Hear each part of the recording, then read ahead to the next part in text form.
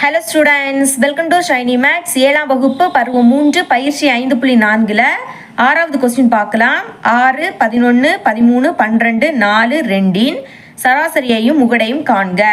நம்ம இப்போ சராசரியும் கண்டுபிடிக்கணும், முகடையும் கண்டுபிடிக்கணும். ஃபர்ஸ்ட் சராசரி கண்டுபிடிக்கலாம். அது கண்டுபிடிக்கக்கூடிய ஃபார்முலாவை எழுதியிருக்கேன். சராசரி இஸ் ஈக்குவல் டு விவரங்களின் கூடுதல் டிவைடட் பை விவரங்களின் எண்ணிக்கை. முதல்ல விவரங்களின் கூடுதல், அதாவது தந்திருக்கக்கூடிய தரவை கூட்டணும். ஃபர்ஸ்ட் என்னது இருக்கு? 6 கூட்டல் அடுத்த 11 கூட்டல் அப்புறம் 13 கூட்டல் 12 கூட்டல் 4 கூட்டல் 2 டிவைடட் பை இனி விவரங்களின் எண்ணிக்கை, அதாவது மேலே எத்தனை எண் இருக்குன்னு எண்ணணும். 1 2 3 4 5 6 6 எண் இருக்கு. இப்போ மேலே இருக்கக்கூடிய எல்லாத்தையும் கூட்டணும். கூட்டினா 48 அப்படின்னு கிடைக்கும். நீங்கள் சைடில் கூட்டி பாருங்க. கீழே 6 இருக்கு. சரிங்களா? இப்போ இது 6ஆம் வாய்ப்படி கேன்சல் ஆகும். 1 6 6 8 6 48. அப்போ மேலே பாக்கி என்னது இருக்கு? 8. இதுதான் சராசரியோட மதிப்பு. இனிமே முகடு கண்டுபிடிக்கலாம். முகடு கண்டுபிடிக்கணும்னா தந்திருக்கக்கூடிய தரவை ஏறு வரிசையில் எழுதிக்கணும். எழுதிக்கிறேன். ஏறு வரிசை பாருங்க. ஏறு வரிசைனா என்னது? சின்ன எண்ல இருந்து பெரிய எண் வரைக்கும் எழுதணும். அப்ப இதுல இருக்கிறதுலே சின்ன எண் 2, 2க்கு அடுத்த 4, 4க்கு அடுத்த 6, அப்புறம் 11 12 13 இந்த மாதிரி வரிசையை எழுதிக்கணும். ஓகே, எழுதிக்கிறேன் பாருங்க. ஃபர்ஸ்ட் என்னது வரும்? 2, அடுத்த 4, அப்புறம் 6 11 12 13. இப்போ முகடு கண்டுபிடிக்கலாம். முகடுனா என்னன்னா எந்த எண் அதிக முறை வந்திருக்கோ அதுதான் முகடு. இப்போ பாருங்க 2 4 6 11 12 13 இது எல்லாமே ஒரு வாட்டி தான் வந்திருக்கு. முகடுனா ஏதாவது ஒரு எண் இருமுறையாவது வந்திருக்கணும். சரிங்களா? இங்க இருக்கக்கூடிய எல்லாமே ஒரு வாட்டி தான் வந்திருக்கு. அப்ப இதுல முகடு இல்லை. அப்ப எழுதிக்கலாம், இல்லைன்னு எழுதிருங்க. இந்த தரவுக்கு முகடு இல்லை. இவ்வளவு தான் இந்த சம். இனி 7வது கொஸ்டின். 6 மாணவர்களின் சராசரி மதிப்பெண்கள் 8 ஆகும். அதாவது 6 மாணவர்களோட சராசரி மதிப்பெண் 8. இப்போ நம்மளுக்கு சராசரியோட மதிப்பு கொடுத்துட்டாங்க. மேலும் ஒரு மாணவனின் மதிப்பெண்ணும் சேர்க்கப்பட்டு சராசரி இன்னும் 8 ஆக உள்ளது. அதாவது மொத்தமா 6 மாணவர்கள், இதுக்கு கூட இன்னொரு மாணவர்களோட மதிப்பெண்ணை சேர்க்கிறாங்க. அப்பவும் சராசரியோட மதிப்பெண்ணது 8 எனில் சேர்க்கப்பட்ட மாணவனின் மதிப்பெண்ணை காண்க. இப்போ நம்ம புதுசாக ஒரு மாணவரை சேர்த்திருக்கோம் பார்த்தீங்களா? அந்த மாணவரோட மதிப்பெண்ணை கேட்குறாங்க. ஃபர்ஸ்ட் நம்ம 6 மாணவர்களோட சராசரி இதை யூஸ் பண்ணி விவரங்களின் கூடுதல் கண்டுபிடிக்க போகிறோம். அதுக்கப்புறம் தான் நம்மளால சால்வ் பண்ண முடியும். ஓகே, சராசரியோட மதிப்பெண்ணை கொடுத்துருக்காங்க 8. அப்போ சராசரிக்கு பதில் 8ன்னு எழுதிக்கிறேன். சராசரியோட ஃபார்முலாவை ஃபர்ஸ்ட் எழுதிக்கிட்டேன். சராசரியோட மதிப்பெண்ணை கொடுத்துருக்காங்க 8. இப்போ நம்ம விவரங்களின் கூடுதல் தான் ஃபர்ஸ்ட் கண்டுபிடிக்கணும். அதனால அதை அப்படியே எடுத்து எழுதிக்கலாம். விவரங்களின் கூடுதல் டிவைடட் பை இனி விவரங்களின் எண்ணிக்கை, அதாவது மொத்தமா எத்தனை மாணவர்கள்? 6 மாணவர்கள். அப்போ கீழே 6ன்னு எழுதிருங்க. இங்கே 8 வகுத்தல் இருக்கக்கூடிய 6 இங்க வந்துன்னா பெருக்கலா மாறிடும். பெருக்கல் 6. இனி அங்க விவரங்களின் கூடுதல் பெருக்குங்க. 8 6 48.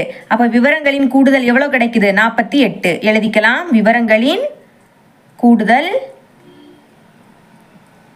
Is equal to 48. இந்த மாதிரி மாற்றி நீங்கள் எழுதிக்கலாம். இனி இதுக்கு கூட ஒரு மாணவரோட மதிப்பெண் சேர்த்திருக்காங்க. அப்பவும் சராசரி என்னது? 8. இப்போ அதுக்கு கண்டுபிடிக்கலாம். சராசரியோட மதிப்பு திரும்பவும் 8 தான். அப்போ 8 இஸ் ஈக்குவல் டு இங்கே என்னது இருக்கு? விவரங்களின் கூடுதல். அது என்ன கண்டுபிடிச்சிருக்கோம்? 48. இதுக்கு கூட இன்னொரு மாணவர்களோட மதிப்பெண் சேர்க்கிறாங்க. சேர்க்கிறதுனாலே கூட்டணும். சரிங்களா? அந்த மாணவரோட மதிப்பெண் தான் கண்டுபிடிக்கணும். அது இப்போதைக்கு தெரியாததுனால எக்ஸ் அப்படின்னு எடுத்துக்கிட்டேன். டிவைடட் பை இனிமே விவரங்களின் எண்ணிக்கை, மொத்தமா எத்தனை மாணவர்கள்? 6 மாணவர்கள். இதுக்கு கூட ஒரு மாணவரை சேர்த்திருக்கோம். அப்போ 6ஐயும் 1ஐயும் கூட்டினா 7. அதனால கீழே நீங்க 7ன்னு தான் எழுதிக்கணும்.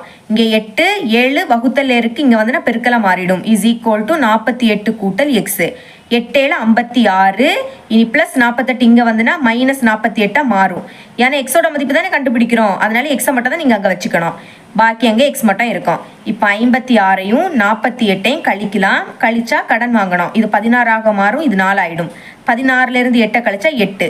4ல இருந்து 4 கழிச்சா 0. 0னா முன்னாடி எழுதாண்டாம். அப்போ எக்ஸோட மதிப்பு என்ன கிடைக்குது? 8.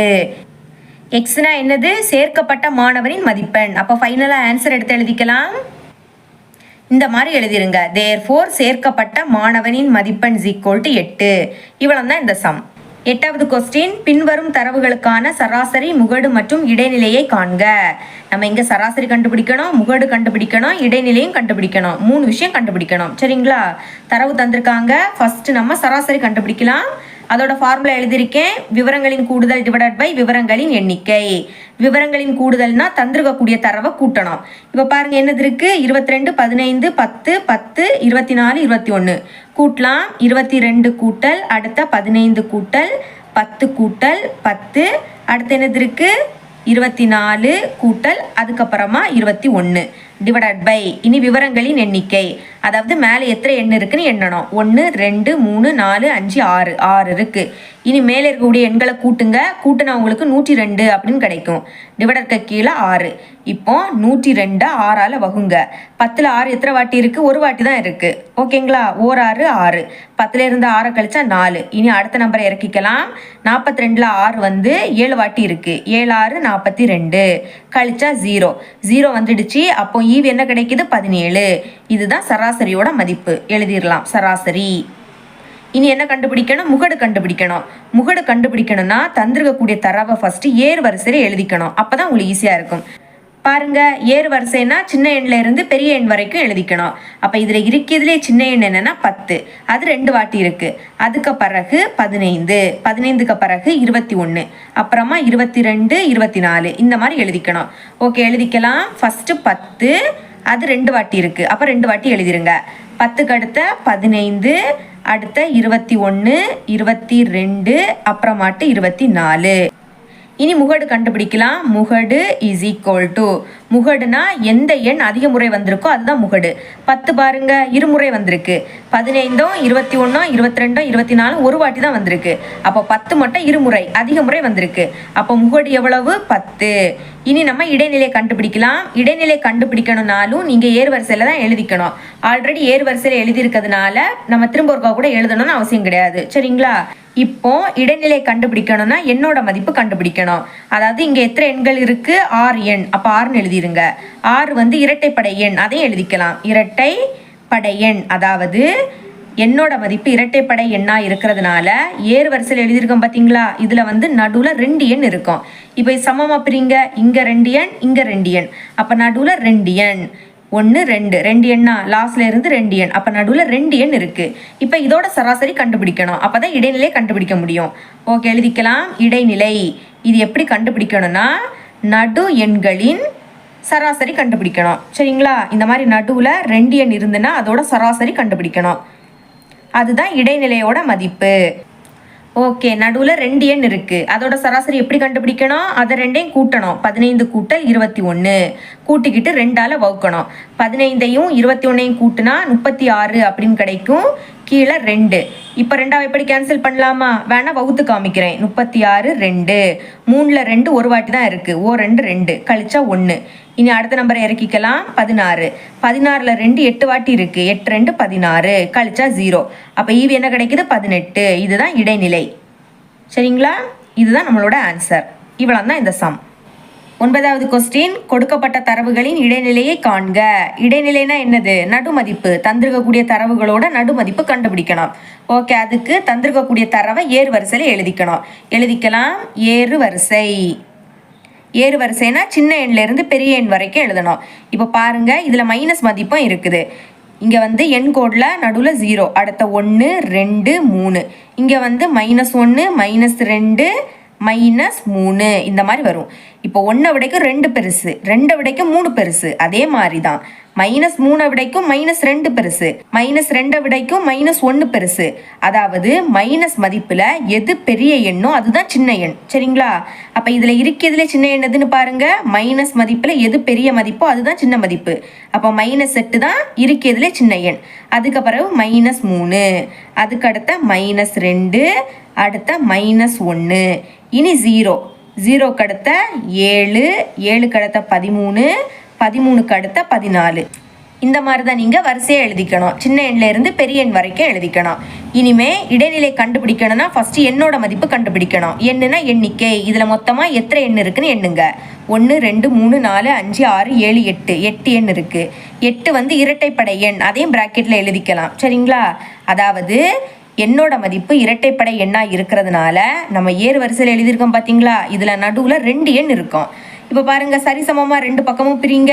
இங்கே 3, லாஸ்ட்ல இருந்து 3, அப்போ நடுவில் 2 எண். சரிங்களா? இடைநிலைனாலே நடு மதிப்பு. ஆனால் இங்கே 2 எண் இருக்கு. அப்போ என்ன பண்ணணும்னா இந்த 2 எண்களோட சராசரி கண்டுபிடிக்கணும். அதுதான் இடைநிலை. சரிங்களா? இடைநிலை எப்படி கண்டுபிடிக்க போகிறோம்? நடு எண்களோட சராசரி கண்டுபிடிக்க போகிறோம். நடு எண்களின் சராசரி. இப்போ சராசரி எப்படி கண்டுபிடிக்கிறது? 2ஐயும் கூட்டி 2ஆல் வகுக்கலாம். அப்போ -1ஐயும் 0வையும் கூட்டுங்க. கூட்டிக்கிட்டு 2ஆல் வகுக்கணும். -1ஐயும் 0வையும் கூட்டினா -1 தான். 0க்கு கூட எந்த நம்பரை கூட்டினாலும் அதே நம்பர் தான் கிடைக்கும். இனி கீழே என்னது இருக்கு? 2. ஒரே ஒரு மைனஸ், அதனால அதை அப்படியே எடுத்து எழுதிருங்க. இப்போ 1 2ஆல் வகுக்க போகிறோம். கீழே இருக்கக்கூடிய 2 வெளியே எழுதிருங்க. மேலே இருக்கக்கூடிய 1 உள்ளே எழுதுங்க. இப்போ 2 விடைக்கும் 1 சின்ன எண். அப்போ புள்ளி வச்சுக்கிட்டு இங்கே 0 இறக்கிக்கலாம். 10ல் 2 5 வாட்டி இருக்கு. I2 10 கழிச்சா 0. இப்போ புள்ளிக்கு முன்னாடி எதுவும் இல்லாட்டா 0ன்னு எழுதிருங்க. மீதி 0 வந்துடுச்சு. அப்போ ஈவு என்ன கிடைக்குது? 0.5. இதுதான் நம்மளோட இடைநிலை. சரிங்களா? இடைநிலை என்ன கிடைக்குது? -0.5. இவ்வளோ தான் இந்த சம். 10வது கொஸ்டின், முதல் 10 பகா எண்கள் மற்றும் முதல் 10 பகு எண்களின் சராசரியை காண்க. நம்ம இங்க முதல் 10 பகா எண்களோட சராசரியும் முதல் 10 பகு எண்களோட சராசரியும் கண்டுபிடிக்கணும். ஃபர்ஸ்ட் முதல் 10 பகா எண்களோட சராசரி கண்டுபிடிக்கலாம். அது கண்டுபிடிக்கிறதுக்கு முன்னாடி முதல் 10 பகா எண்கள் என்னெல்லாம்னு தெரியணும். சரிங்களா? முதல்ல பகா எண்கள் அப்படின்னா 1 வாய்ப்பாடுலையும் அது எந்த நம்பரோ அந்த வாய்ப்பாடுலையும் வருதுன்னா அதுதான் பகா எண். மொத்தமாக 2 வாய்ப்பாடில் வரணும். சரிங்களா? அப்போ ஃபர்ஸ்ட் பகா எண் 2. 2 வந்து 1 வாய்ப்பாடுலையும் இது 2ஆம் நம்பர், அப்போ 2ஆம் வாய்ப்பாடுலையும் வருது. இந்த மாதிரி 2க்கு அடுத்த 3, 3 அப்படிதான் 3ஆம் வாய்ப்பாடுலையும் 1ஆம் வாய்ப்பாடுலையும் மட்டும்தான் வரும். அடுத்த 5, அப்புறம் 7, 7க்கு அடுத்த 11, 11 1ஆம் வாய்ப்பாடுலையும் 11ஆம் வாய்ப்பாடுலையும் வரும். இந்த மாதிரி தான் 11க்கு அடுத்த 13, அதுக்கு அடுத்த 17, இனிமே 19, அடுத்த 23, அப்புறமா 29. எத்தனை எண் இருக்குன்னு பாருங்க. 1 2 3 4 5 6 7 8 9 10. 10 பகா எண்களை எழுதிட்டோம். இப்போ இதோட சராசரி கண்டுபிடிக்கலாம். அதோட ஃபார்முலா எழுதியிருக்கேன். விவரங்களின் கூடுதல் அப்படின்னா எல்லாத்தையும் கூட்டணும். கூட்டலாம். 2 கூட்டல் 3 கூட்டல் 5 கூட்டல் 7 கூட்டல் 11 கூட்டல் அடுத்த 13 கூட்டல் 17 கூட்டல் 19 கூட்டல் 23 கூட்டல் 29 டிவைடட் பை இனி விவரங்களின் எண்ணிக்கை. மேலே எத்தனை எண் இருக்குது? 10 எண். சரிங்களா? இனிமேல் மேலே இருக்கக்கூடிய எண்களை கூட்டணும்.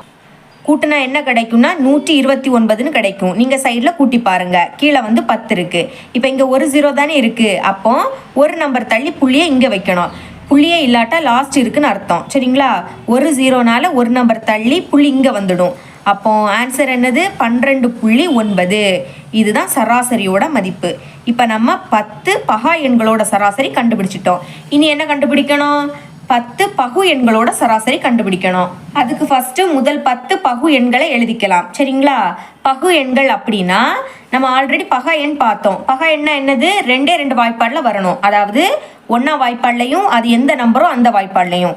இது பகு எண் அப்படின்னா என்னன்னா 2க்கு மேற்பட்ட வாய்ப்பாடில் வரணும். சரிங்களா? அதாவது இப்போ இதுக்கு இடையில உள்ள நம்பர் 2க்கும் 3க்கும் இடையில எதுவுமே இல்லை. 3க்கும் 5க்கும் இடையில 4 வரும்.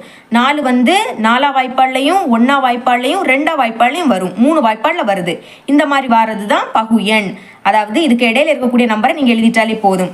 அப்போ 2க்கும் 3க்கும் இடையில எதுவுமே இல்லை. 3க்கும் 5க்கும் இடையில 4 இருக்கு. சரிங்களா? அப்போ ஃபர்ஸ்ட் பகு எண் 4. இனிமே 5க்கும் 7க்கும் இடையில என்னது வரும்? 6 வரும்.